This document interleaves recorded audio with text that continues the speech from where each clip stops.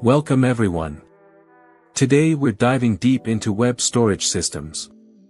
You'll learn about local storage, session storage, cookies, and indexeddb, when to use each, their differences, and how to implement them properly. By the end, you'll be able to choose the right storage solution for any web application. Before HTML5, web developers had very limited options for storing data.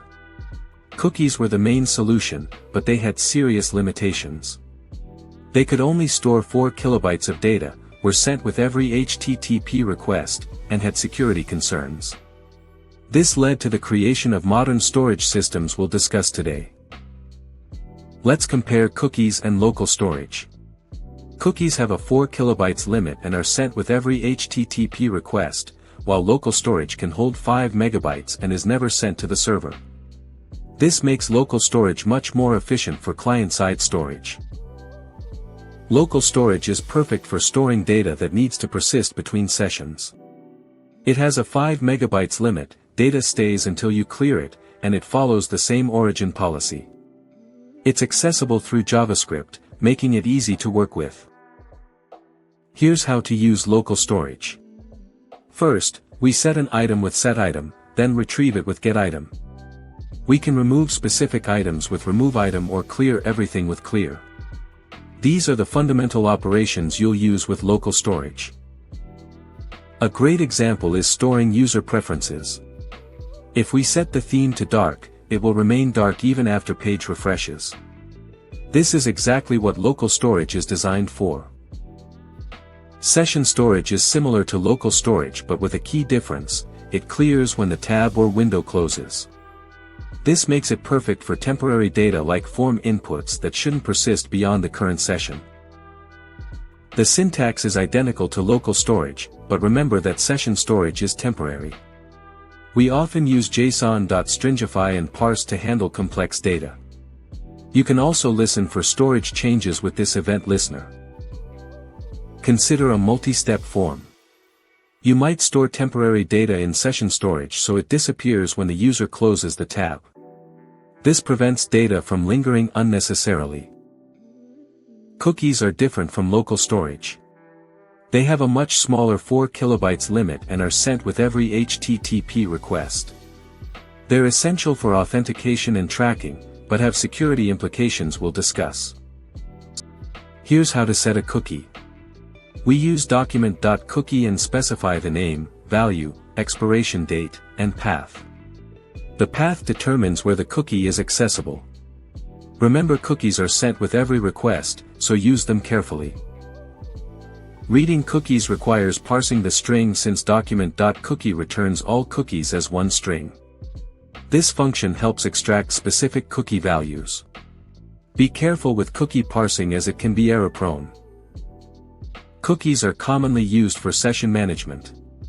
Notice we're using HTTP only and secure flags for better security.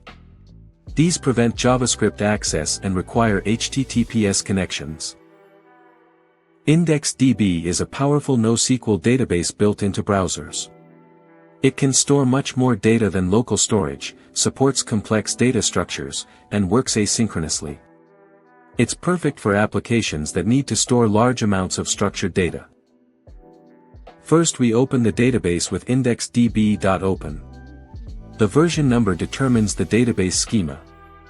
In the onItGradNeeded event, we create an object store and indexes.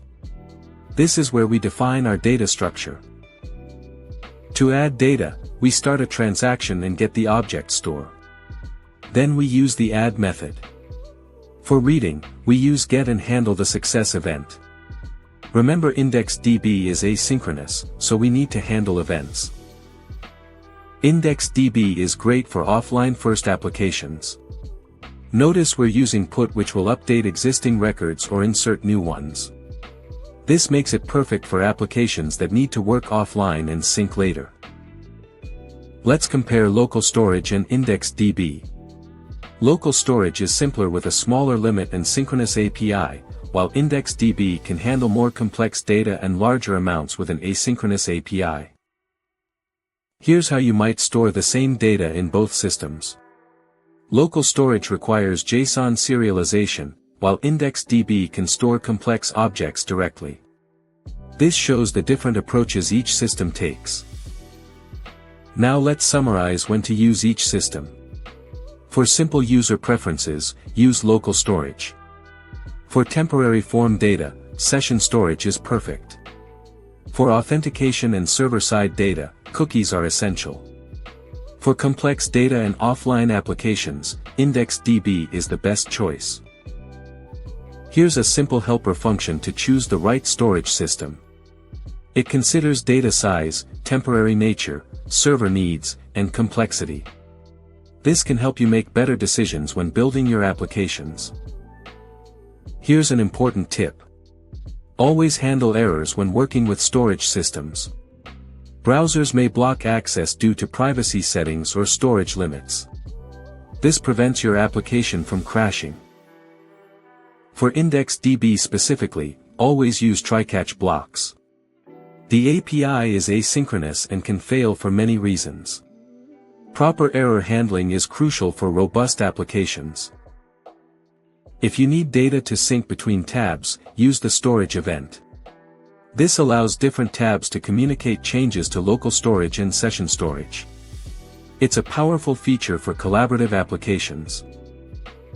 Here's how to use the storage event. We listen for changes to specific keys and update the UI accordingly. This creates a seamless experience when users change preferences in one tab and see them reflected in others. For better error handling, consider creating a wrapper class.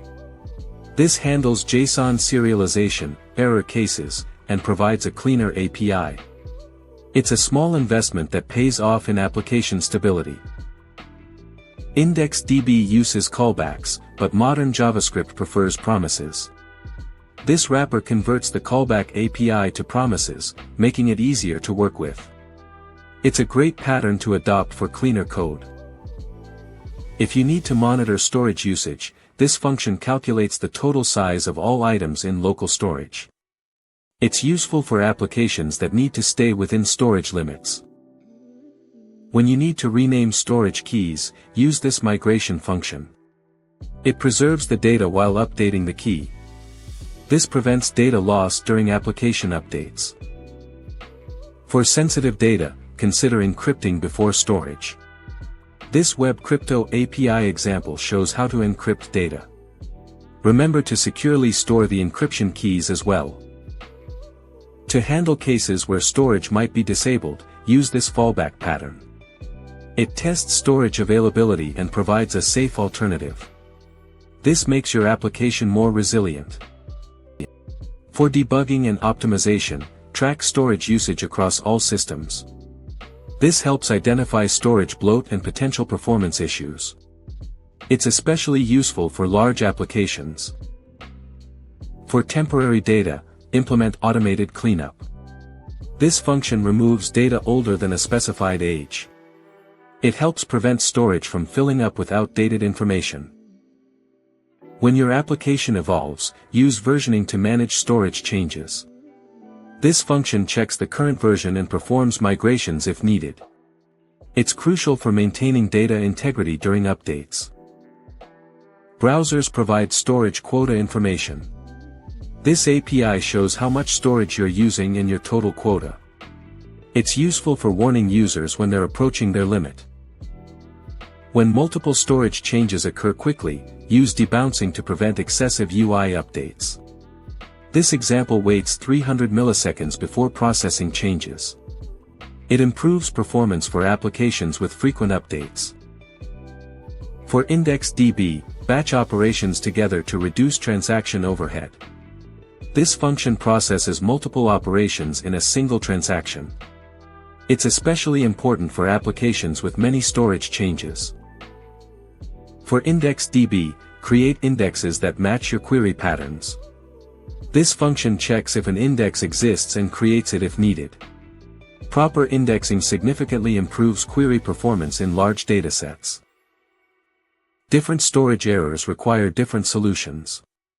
This function handles quota-exceeded errors by cleaning up old data and security errors by switching to alternative storage. Robust error handling is key to reliable applications. For privacy compliance, check permissions before using storage. This API verifies if the user has granted persistent storage permission. It's important to respect user preferences and browser settings. For debugging and optimization, create a storage analytics dashboard. This function collects statistics from all storage systems and displays them in a user-friendly format. It's invaluable for understanding your application's storage patterns. When upgrading your application, migrate data from older storage systems to newer ones. This function transfers data from local storage to indexeddb. It's a complex operation that requires careful planning and testing. Security is crucial when working with storage. This function shows best practices including cookie flags, data encryption, and permission checking. Implementing these measures protects user data and maintains application security. That concludes our deep dive into web storage systems. Remember, local storage is for persistent data, session storage for temporary data, cookies for server communication, and indexeddb for complex offline applications. Always implement proper error handling and monitor storage usage. If you found this tutorial helpful, please like and subscribe for more in-depth web development content. Happy coding!